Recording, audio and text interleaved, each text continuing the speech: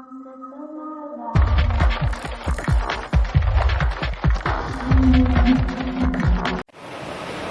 वालेकुम स्टूडेंट, आज हम डेफिनेशन ऑफ फंक्शन को देखेंगे। यानी फंक्शन क्या होता है। Let A and B any two sets and R be binary relation from A to B. यानी वो क्या कह रहा है कि ए और बी कोई से दो सेट हैं और जो आर है उनमें से बाइनरी रिलेशन लिया गया है ए टू बी से, यानी ए इंटू बी से आपने बाइनरी रिलेशन निकाला, then R is called a function from A to B. अच्छा, अब एक बात याद रखिएगा कि हर रिलेशन फंक्शन नहीं होता, उसका रिलेशन का फंक्शन होने के लिए दो कंडीशंस हैं जो सेटिस्फाइड होना लाजमी है।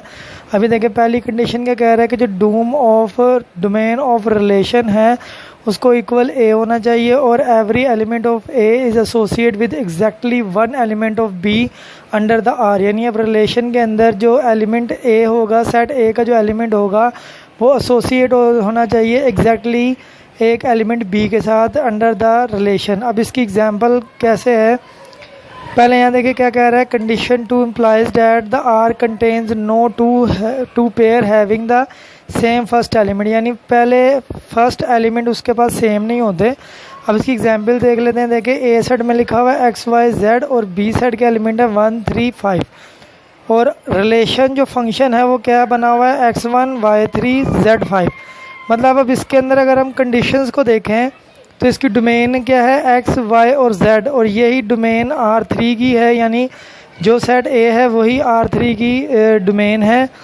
तो पहली कंडीशन सेटिस्फाइड होती है। अब दूसरी कंडीशन के मुताबिक देखें, A का पहला एलिमेंट x है और B का एलिमेंट 1 है। तो इस और हम देखें x1 y3 z5 है, यानी x के A के जितने भी एलिमेंट हैं उनके साथ B का कोई एलिमेंट रिपीट नहीं हुआ। इसी तरह B के सब एलिमेंट के साथ A का कोई एलिमेंट रिपीट नहीं हुआ।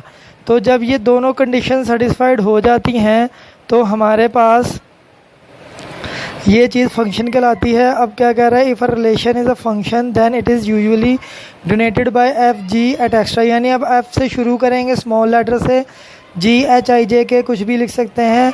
अब कह रहा है if F is a function from A to B it is written as F, यानी फंक्शन ए टू बी, यानी एरो का निशान लगाया जाएगा, ए टू बी जा रहा है। It is read as F is a uniform function from F is a function from A to B. यानी इसको रीड हम कैसे करेंगे, एफ जो है इज़ अ फंक्शन है फ्रॉम ए टू बी। यानी इस कंडीशन को आप रीड कैसे करते हो, उस टर्म को, F is a function from A to B. अच्छा जी, अब इसकी एग्जांपल ले लेते हैं। देख कह रहा है इफ़ एफ जो है फंक्शन है A to B is a function from A to B and pair A B, A is the element of A है and B is the element of B है। यानी अब ये ऑर्डर पेयर के अंदर जो पहला एलिमेंट है ए वो डिनोट कर रहा है, यानी वो बिलोंग करता है सेट ए से, और जो दूसरा बी है ऑर्डर पेयर के अंदर जो सेकंड वर्ड है जो बी है वो बिलोंग करता है सेट बी के साथ। इस इन फंक्शन के अंदर then the B is called the image of A under F.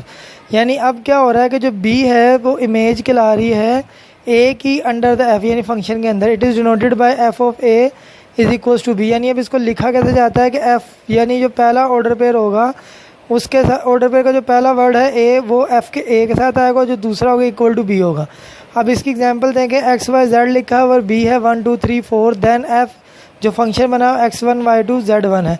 अब इस डायग्राम में देखेंगे x बिलोंग कर रहा है 1 को, y बिलोंग कर रहा है 2 को और z बिलोंग कर रहा है 4 को। यानी इनमें से कोई भी इसके साथ रिपीट नहीं हुआ और ना ही ये किसी के साथ रिपीट हुआ है।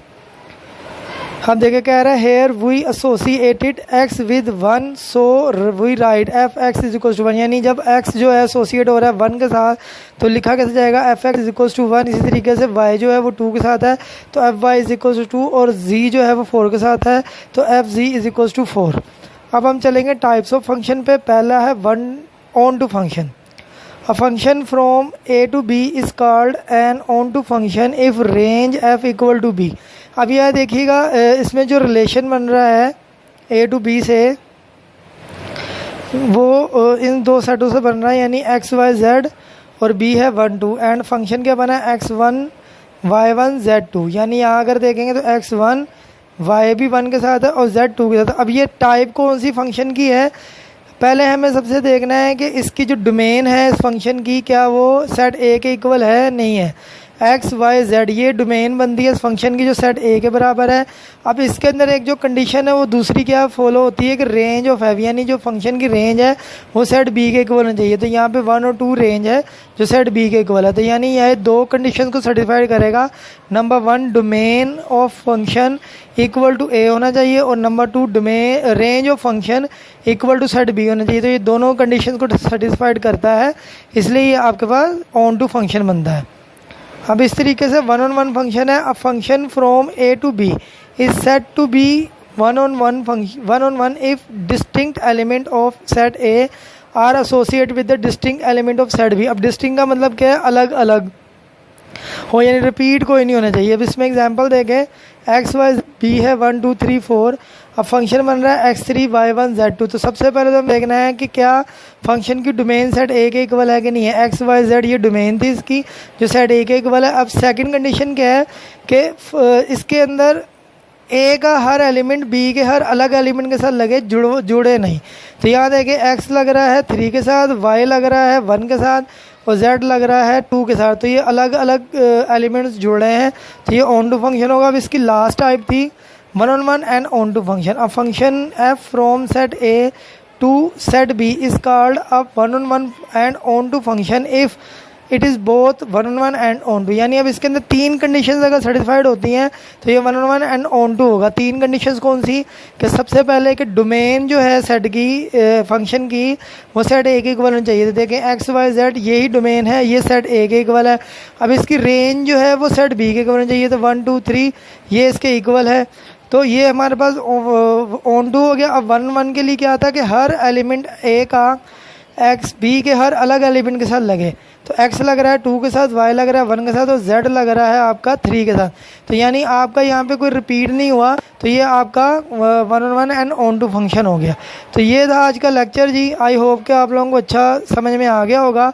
इसी से रिलेटेड जो एक्सरसाइज 1.3 के क्वेश्चन हैं अब वो आप इजीली कर सकते हैं। कंडीशन ज़हन में रखिएगा कि फंक्शन कोई भी रिलेशन फंक्शन नहीं होगा, क्योंकि फंक्शन होने के लिए 2 कंडीशंस का होना लाजमी है। नंबर 1 कि जो भी फंक्शन की डोमेन होगी वो सेट ए के इक्वल होगी, और सेकंड क्या थी कि वो उसका हर एलिमेंट दूसरे एलिमेंट के साथ अटैच होना चाहिए।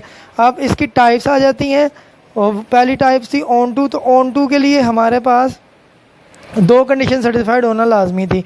सबसे पहले कि डोमेन ऑफ जो है आपके पास फंक्शन की वो इक्वल होना चाहिए सेट ए के, और सेकंड थी कि जो रेंज होती है फंक्शन की वो सेट बी के इक्वल चाहिए। तो अगर ये दोनों चीज़ें सेटिस्फाइड होती हैं तो ये आपका ऑन टू फंक्शन कहलाएगा। और 1-on-1 के लिए क्या होता है जी, पहले तो वही कि डोमेन ऑफ फंक्शन इक्वल होना चाहिए सेट ए के, और सेकंड होता है कि सेट ए के जितने भी एलिमेंट हैं वो सेट बी के हर अलग एलिमेंट के साथ लगे, रिपीट नहीं होने चाहिए। तो यहाँ से आपका on to function 1-on-1 function हो जाएगा। और ऑन टू 1-1 या 1-on-1 एंड ऑन टू के लिए आपके पास 3 कंडीशन होनी चाहिए। Number 1 domain of function equal to domain of set A, या सेट ए के इक्वल होना चाहिए वो। जो डोमेन हो जो रेंज होगी फंक्शन की वो सेट बी के इक्वल होना चाहिए। और थर्ड कंडीशन क्या थी कि हर एलिमेंट ए का हर अलग बी के एलिमेंट के साथ लगेगा। तो हमारे पास ये कंप्लीट हो जाएगा 1-on-1 and onto function. Next video तक के लिए इजाज़त दीजिए। अल्लाह हाफिज़।